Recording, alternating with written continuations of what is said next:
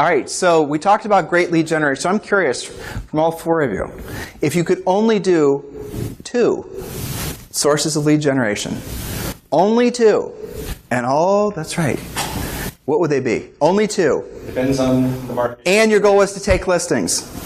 BizBo. Okay. Is my first. Unrepresented owners. Represented owners and my COI. Okay, excellent. Okay, you can't repeat, Lance. Okay. Only 2. Only 2. Then I'm going to do expired. Good. And then I'm going to keep doing radio. Okay. Sorry, but no, it's fine. It works for me. Matt loves you for it. So yeah, that's right. What number do you have? I would say the 800 number in the videos. Yep. My 2. Working the heck out of your signs. Yes. We talk about that, right? Hot rodding your real estate sign. Have you ever thought about the insanity of the fact that we're allowed to put these massive signs in the front of people's yard? I mean, what would Google pay to put an ad in the front of your front yard, and we get to do it for free? So those are the extra. What have you done to hot rod your for sale sign, out of curiosity, since that's such a good source of business for you? Well, I do delivered wooden signs. Nothing cheap, nothing metal. It has to be the wooden sign. Are yours of the post variety because of the codes in your market? Yeah. And then, in my listing presentation, I always use the fact that, hey, it is real estate law that we have to have the office number larger than any other number on the sign. And then my direct sign is smaller, or my direct number is smaller, but the 800 number on top is what pulls people in. That's what people actually call. So it's a very simple look, and it has a lot of market resonance. So there's not a bunch of competing information. Their eye goes right to the 800. Do you guys know what prominence laws are? Are all of you familiar with those? How it works in different states? Like in Ohio, it was the same way, where the broker's information, and we used to get busted all the time for it, I'm not going to lie. But the broker's information, the agent's information had to be, the phone number, the logo, and some, I don't know who determined what was more prominent. And if they weren't equally prominent, then you got a letter from... That's how to equal. Right. Here's the deal about our market. Once you become a top producer, people are constantly calling you out. So they're always going to the commission. They'll take pictures of your sign. There's that jealousy factor. So they're always going to try to knock you down. So you have to be very specific in your signage. And it's okay because it's simple. It works. I have a very unique name. So my name is unique. It looks great on the sign. And you have to work with what you've got. I don't put my picture on the sign because I just don't think that needs to be cluttered up there. But if you have a great picture and not a great name, maybe that will work for you. The picture thing is trendy. It comes and goes. It is. I don't know about you guys, but if you're seeing this in your marketplace, we've got a lot of those LED signs, the billboards, and I'm seeing in my marketplace is huge, right? I don't want to work with everyone in Atlanta. I've got my niche. I can't serve everyone, to your point earlier. And I love it when I see agents' faces up on the billboards because I'm like, how many calls are you getting that you're actually converting and want to convert? Couldn't you be spending your money somewhere else? That would be much more exact. Lance and Karen, thank you. Lance and Karen. No, she doesn't. We went to a 2-post. If your car hits this thing, it's damaged. Karen's just delegating this. Yeah. Don't kid yourself. She's in control for sure. So we pre-printed the 1-800 number on the sign, so we didn't have to do a rider. And it's very windy where we are, and I got tired of all those calls after the windstorms of where the riders were and the sign was sideways. So we just went to a very expensive high-end sign, 2-post installation. They have to come dig the holes in the yard, but it makes all of our clients feel like they're getting the luxury service with the sign. People will literally call us and say, we called you guys because we love your signs. Do you use reflective signs? Do any of you use reflective signs? You guys familiar with what reflective signs are? That's another really silly listing tool, but it works. I do use them. Yeah, they're great, and they're metal too, and they last longer. And when they draw mustaches on your pictures, if you're using pictures, you can take it off. Yeah, well, you should. No, kidding. Could they share their website so we can see your sign? Can they share their website so they can see your signs? I know where Colette's is. It's on 800 Home Hotline. Yeah, it's also ColetteMcDonald.com. ColetteMcDonald.com. KenMortine.com. I don't have a good sign. I don't want to look at mine. On my list. On my list. Yes. That's the value of these groups. To be honest with you, for me, I come to learn. And it's these little nuggets. Hopefully you take one or two. Well, so I'm going to drill down on you now. All right. Okay. So you are an interesting, very normal behavioral pattern for a coaching client where you ebb and flow and you have this is not you now, this is you before, you know where I'm going with this, where you would go and make excuses to start and stop, and you would, are you listening, Gary? Okay, just want to make sure. Where you basically will, something will work, you'll get some deals and contract, and then you were like that for a long time. And it took you, and I would say constantly, where is it? Do what you don't want to do when you don't want to do it at the highest level. And you heard it, but you weren't doing it. Yes. So how long did it take? Why did you change? Because you did. You hit your head against the wall enough that you don't have to keep doing it. I learned that it actually is true. But what changed in you? 3 years, every single phone call. That's all I said to him after. It's constant. Why? I asked this question a long time ago. I did. Not one thing. Oh my gosh! I realized the error of my ways. It was constantly little changes, little things that made me recognize there are no shortcuts. I've tried. I've looked. That doesn't work. I don't believe you. But the reality is, Ryan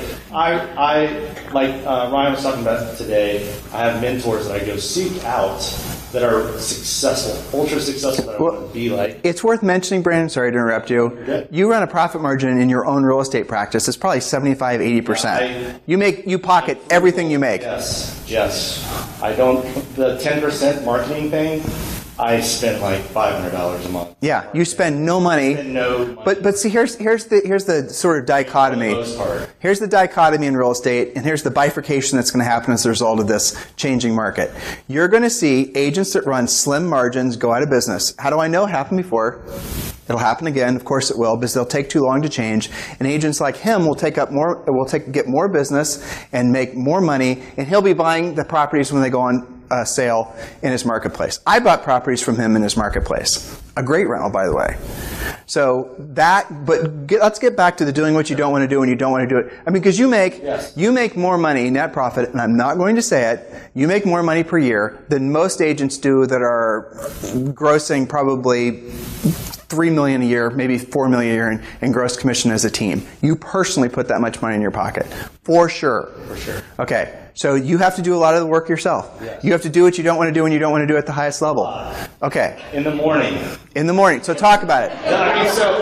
He goes to Orange Theory. At what time? 8:30. Well, I go to Orange Theory at 5 a.m. 3 days a week. Okay. He warns me about what's coming because he's on the East Coast, and if it's something horrible. And I'm up at 4:25 3 days a week. Yes. And it's because I'm the only reason I don't go. There's no other reason that would keep me from going. Okay, so let's talk about the transition from, okay, I'm working inconsistently, I'm looking for shortcuts, time, and then what would be, for these guys, and for the folks in here that are going to start their own coaching businesses, the HECAs, how is it that you can help them to understand, if you can encapsulate the process it took for you to go from where you were to where you are? That's a nice, simple question to answer. Yeah, sure. I don't know the answer. You would probably know the answer because you are the observer of the change. Confidence, skills. Confidence, developing skills, practicing it. I'm just, go. I don't need to figure it all out. That's not my personality style. I would rather just go and fail and just keep doing it and earn. So I don't have a problem going forward with the advice that he's giving me. And then when it actually starts to work, you're like... You're a little bit pissed off that it worked, be honest. Of course. Because then you have to do it again. The idea of the radio ads, that is so appealing to me because I would love for someone to call me to come list their house. I'm tired of getting on the phones for an hour and a half. I don't want to do it ever. There is never a day that I want to start doing it. Now I do get charged out of doing it after I'm going because I love the game. I love winning, so that's why I do what I do. But never do I ever want to start. No, nobody does. So I'd be open to if there's a radio slot available, I'd try that. I would increase my marketing budget. It's not $500. I heard that. Okay, so pass it on. How much are you spending on radio? Oh, he's not going to say it in front of Karen. I'll let the boss tell you. It's $6,500 a month. Okay, $6,500 a month. Okay, and so what in the bucket of doing what you don't want to do and you don't want to, because you started out being leads by prospecting. Absolutely. I'm not going to say your numbers. I know what they all are. I talked to Julie, or what you guys said they were. Yep. Okay, so I'm going to share overall team numbers if you don't mind. Yeah. And don't fillet yourself if you don't want to. No. Okay. All right, I'm going to tell you guys about a conversation I had 2 weeks ago, and another conversation I had that was 2 days ago. And one of them, I'll tell you the name of the second one because he wouldn't care. Pat Heidman. You guys know who Pat is? So Pat had a team in Maryland. He was selling over 600 houses a year, and the boom basically took his team down. He had teams and expansion teams. I've known Pat since Howard Brinton days back in the 90s. And I'm definitely not talking out of church because I'm confident he would be comfortable with me saying this. He'd say it himself. His team never made any profit. The team he was running never made any profit, but they did lots of transactions. And now he and I have these. He and I were talking about doing interviews on each other's podcasts, and I asked him why it is that he holds himself back from being honest no, I shouldn't say honest, by saying what he says to me on the phone about teams, why he doesn't do it on his podcast. Because he interviews people, that's his thing. He interviews top producers, and they always, how do we say this politely? They will say things about their numbers which mathematically are impossible as far as what they're actually making as far as net profits. Now, don't believe me. Listen to Pat because he did it. And I'm going to give you another story, another example in a second. Who was the guy from, I need more coffee. There was another guy we had on our podcast who's pretty much the leading mergers and acquisitions guy for real estate brokerages. Paul, did I put you? Who? Steve Murray. Thank you, sir. Yes. So Steve Murray. And we had him on a podcast, and he was going through, you could tell, a wonderful man, if you ever guys come in contact with him, one of the absolute luminaries of our industry. So he's having this conversation, and I can tell he thought we were just going to do the normal talking points. And then I started asking him about net profits, and I could sense, hearing in his voice, that he was glad somebody asked that question, because he had a lot to talk about. And this is what he said, and his numbers confirmed what we personally had learned from running our own team. Julie and I did it, and from coaching droves of people that had teams. Ready for it? Most brokerages, as we talked about, and I am impressed that you are sharing your numbers, by the way, sir. Most brokerages run a 3% or less net margin, and most teams are struggling to keep it at 10%. And it's falling because the cost of lead acquisition is going up and the margins are going down. Most teams don't make any profit. And I've yet to have anybody that will argue this point. Most practitioners will be better off, frankly, going with a company like Elite, where all the services are taken care of for you, and where you can essentially run a business with huge margins like he does. I told you guys he makes more money net profit than some of the teams that I personally coached who wanted to D-team. That's going to be the next movement. You're going to see it. And he makes more net profit than most of these big teams that you guys hear about. Another conversation, and I don't want to tell you who it was, but this guy and his partner, and if you know who it is, because you will, don't say it out loud, and you definitely know who it is, so don't say it out loud. They used to have a coaching company where they would coach agents to form teams, and they were doing this really well, and now he doesn't do it anymore. And I've known this guy for a long time, and I said, what happened? And he said, our teams didn't work. We tried our teams in this state and that state. And furthermore, he said, and I said, well, you used to teach agents how to form teams. And he goes, I'm kind of embarrassed about having done that in the first place. Because teams don't make, the team model, like the brokerage model, is being squeezed. Now, I want to ask you, and all of you listening, this is where I get the arrows, by the way. Who else is saying this but we are? Who's telling you guys this but we are? Who? Have you heard this anywhere else? So the question is why? Why isn't anyone telling agents this? Explain it to me. Well, I don't listen to anybody else. That's the answer. Hat man. Yes, ma'am.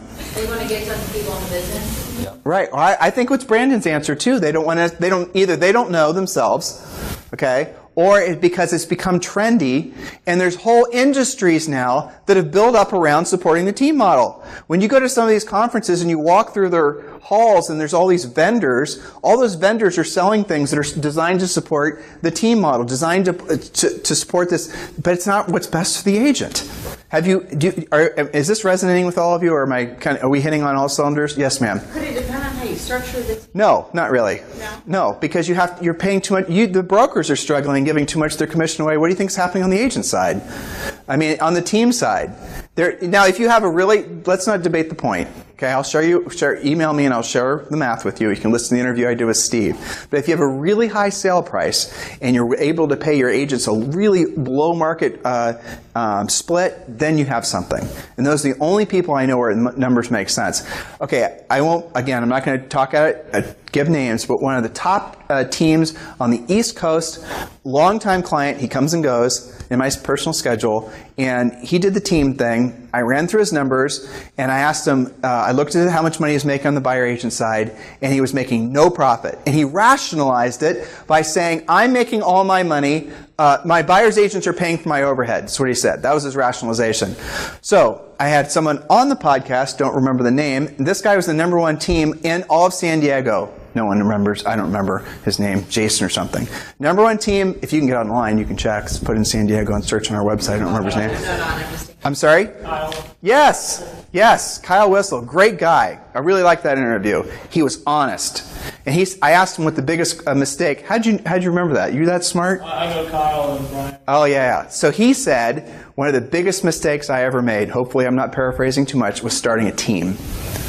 How amazing is that? And this is somebody who had been celebrated of having this big team. And I asked him what he should do, and he said he basically is going to go back to focusing on listings and having basically 3 or 4 people that are going to be assistants for him on the listing side. Because the margins are so high.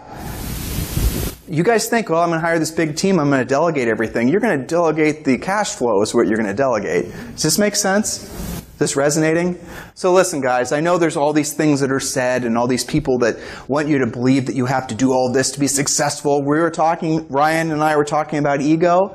Well, the reality of it is a lot of those decisions are being made because of ego. They're being made because people want to feel big. They want to feel impressive. They want to talk about their team. Did you hear what Ryan said about the fact that the most successful people are the people that you don't hear about? Most successful because they're keeping their money, they're reinvesting their money. What's the definition of rich, group?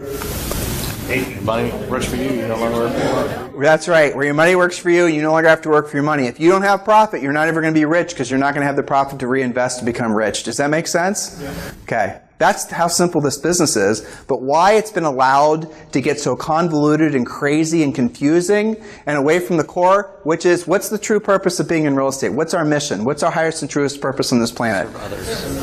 Right? See how you guys know that? I mean, that's the bottom line. And then what's happened? All this ego, now, it all goes out as soon as the economy changes.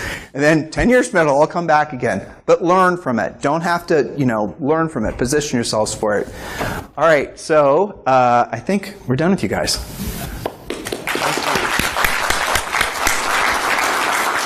Chair.